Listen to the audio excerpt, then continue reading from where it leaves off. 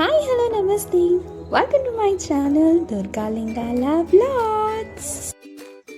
ఈరోజు మనం పుదీనా పచ్చడి ఎలా చేయాలో చూసేద్దామా. మరి ముందుగా పుదీనా పచ్చడి చేయడానికి కావాల్సిన ఇంగ్రీడియంట్స్ అన్నీ రెడీగా ఉన్నాయి.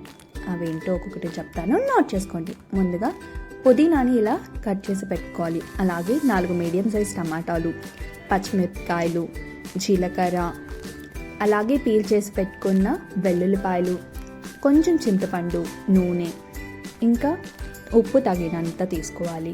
ఇప్పుడు మనం ఒక ప్యాన్ తీసుకొని దాంట్లో పచ్చిమిరపకాయలు వేసుకొని అలాగే కొంచెం ఆయిల్ వేసి వీటిని బాగా ఫ్రై అవ్వనివ్వాలన్నమాట.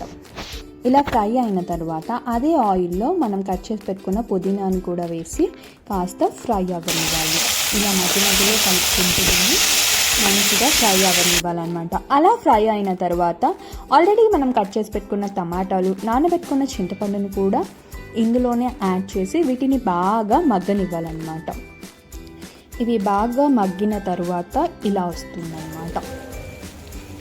ఇలా మగ్గిన తర్వాత వీటిని కాసేపు చల్లారి పెట్టుకోవాలన్నమాట. వేడి మీద వేసేస్తే మిక్సీ కాలిపోతుంది కాబట్టి వేడి మీద వేయకూడదు. ఇలా చల్లారిన తర్వాత పచ్చిమిరపకాయలు, వెల్లుల్లిపాయలు, జీలకర్ర 2 స్పూన్లు, అలాగే సాల్ట్ తగినంత, అలాగే మనం చల్లారి పెట్టుకున్న పుదీనా, టమాటో, చింతపండుని కూడా ఇందులో యాడ్ చేసేసుకోవాలన్నమాట. యాడ్ చేసుకున్న తర్వాత వీటన్నిటిని ఒక్కొక్కసారి మిక్సీ పట్టుకుంటే మన పుదీనా పచ్చడి రెడీ అయిపోతుంది.